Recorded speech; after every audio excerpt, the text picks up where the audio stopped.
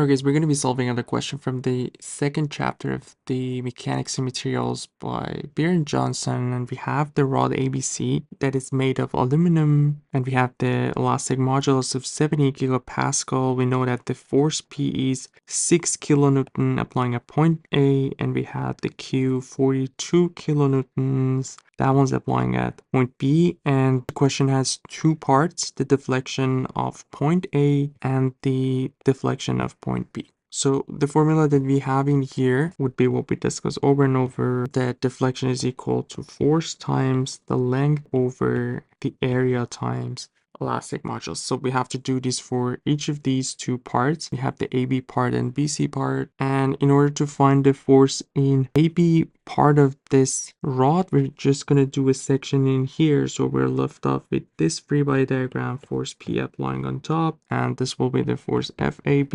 And since we are in equilibrium, the force in FAB is basically force P, which we know is 6 kilonewtons from the question. So if we want to find a deflection of AB, first of all, we know that the member is in tension, so it will be elongated. So 6 kilonewtons, 6 times 10 to the 3 newtons, times the length, which is 0.4 meter, over the area. So we have a circular cross section, so pi over 4 times the diameter, which is 20 millimeter. So we're going to divide that by 1000 in order to get it meter, so 0.02 squared. That would be the area of the circle, pi over 4 times d squared, where the d is the diameter, and elastic modulus 70 gigapascal, so 70 times 10 to the 9 pascal. And this should give us the deflection for AB in meters. So let's just calculate this. So 6,000 times 0.4 over pi divided by 4 divided 2 squared, 0.02 squared times 70 times 10 to the 9. And this is going to be 109.13 times 10 to the minus 6 meter. We have the same formula, but we're going to do a different section because we're interested in the BC part.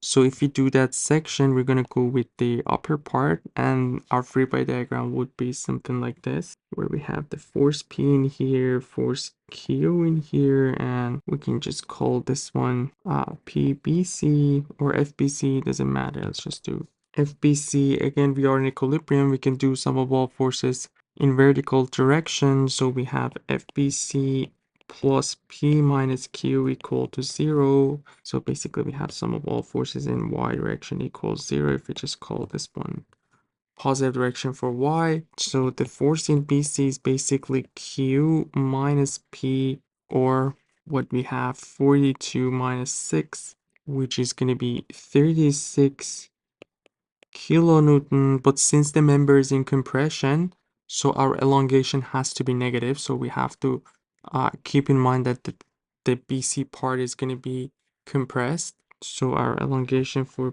BC would be actually negative. So let's just put that negative sign in here. The force is 36 10 to the 3 times the length of that part is 0.5. The diameter is different, it's 60 millimeters, so 0.06 squared, and we're going to have the same elastic modulus 70 10 to the 9 pascal.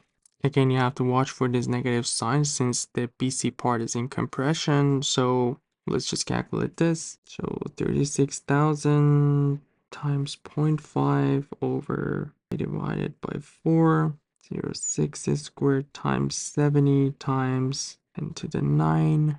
And the deflection of the member BC is going to give us 90.95 times 10 to the minus 6 meter. That's just a deflection for the AB member and BC member. So if you want to find each of them, the A part would be basically deflection of AB plus deflection of BC. So basically we're going to have 109.13 minus 90.95, because as we can see, A part is kind of linked to both of these two parts of the rod, and we're gonna have 10 to the minus 6 in here. Let's see what we get.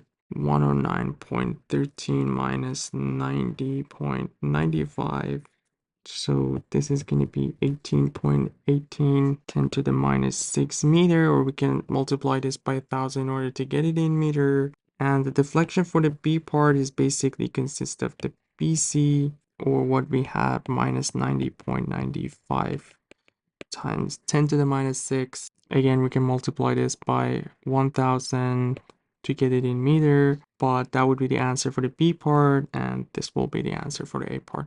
Hope everything was clear. Let me know if you guys have any questions, and you guys take care. I'll see you in the next video. Have a good one.